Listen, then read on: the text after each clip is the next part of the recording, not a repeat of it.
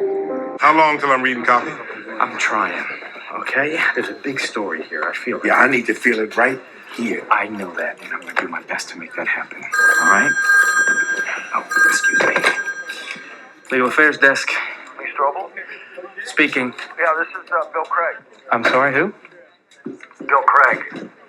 Dr. Craig, thank you for returning my call. I appreciate that. Yeah, I'm sorry for the delay. I'm calling from Jerusalem. I have to give a lecture any minute. I didn't want to keep you waiting. I'll cut right to the chase. So I've been doing research into the purported resurrection of Jesus, and I want to run a theory by you.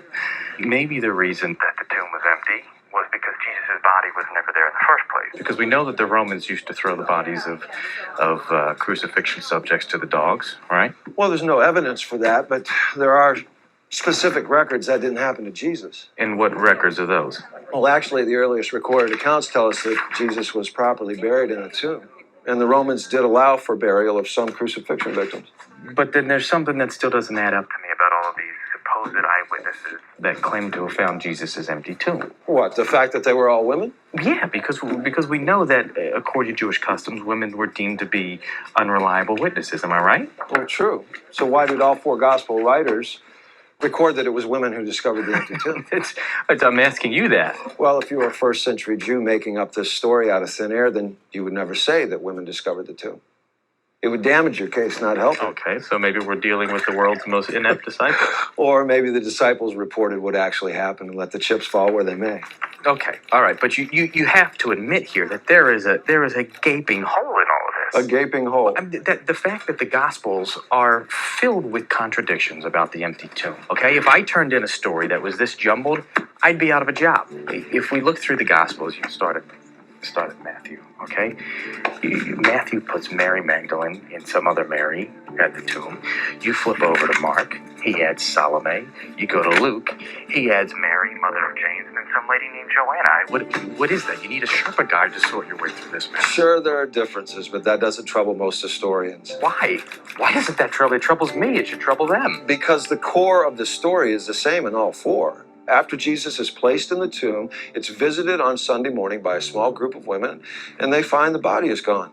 Now, you've studied law. Yale law, yes. And then you know that when policemen question several witnesses at a crime scene, they never expect the secondary details to be consistent as long as the core account is the same. In fact, if they're too similar, it's suspect. That's true. Well, that's exactly what we're talking about here. The empty tomb is based on evidence, and isn't evidence your trade? It is. Yes, but what if The resurrection is one of the historical details that was recorded incorrectly. how can we know? How can we ever know? Lee, let me ask you something. Do you really want to know the truth, or is your mind already made up, regardless of the facts? Oh, look, Doc. I'm a journalist, okay? It's my job to challenge assumptions until they're proven otherwise. That's all I'm doing. No, and I get that. But when is enough evidence enough evidence?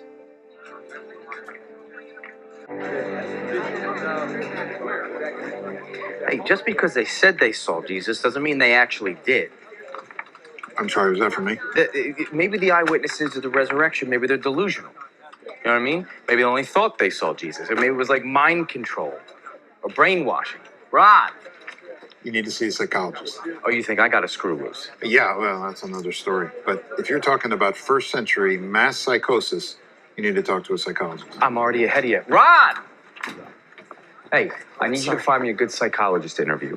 A psychologist, that's right. A guy with a lot of academic street cred, knows the human mind better than God does. No pressure, kid. Don't listen to him. Dr. Roberta Waters, president of the American Association of Psychoanalysts, agnostic, Agnostic. Why not? and a leading authority on human behavior at Purdue University. Indiana. Great. Dr. Waters. Ah, hello, Mrs. Strobel. As much as I would like to help a fellow skeptic, what you're proposing is completely impossible. But how can you say that? I mean, if Charles Manson can turn his followers into murderous zombies, surely the followers of the Christ cult could be convinced of their own delusions. Listen, hallucinations are like dreams. They happen in individual minds. They don't spread like the common cold. Okay, so a hypnotist turns a stage full of insurance salesmen into into clucking chickens, then that's not really happening, or? No, of course it is.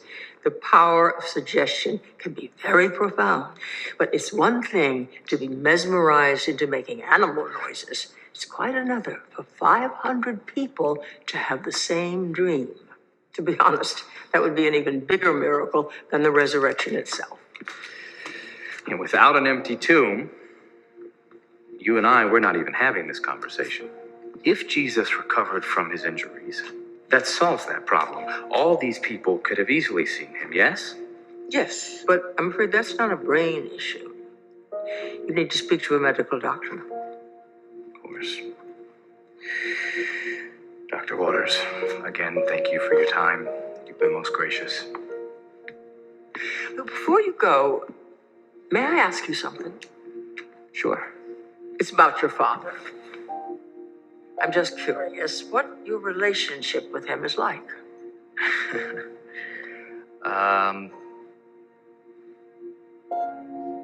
Complicated. Let me guess. Distant, cold, doesn't give much affirmation or express love. Guilty on all charges. Why? I imagine as a skeptic, you're familiar with history's great names in atheism. Hume, Nietzsche, Sartre, Freud. Of course, yes, some of my greatest heroes. Did you know that all of them had a father who either died when they were young, abandoned them, or was physically or emotionally abusive? In the world of therapy, it's called a father wound. No, I was not aware of that. But with all due respect, Dr. Waters, I did not have a loving father. But that doesn't mean that I have a problem with those who do. What I have a problem with is some made-up loving father. If God was real, I could accept that he loves me. I just don't believe he is. I don't disagree. Well, unfortunately, my wife does. The problems that it's currently causing my marriage are very real. Again, thank you.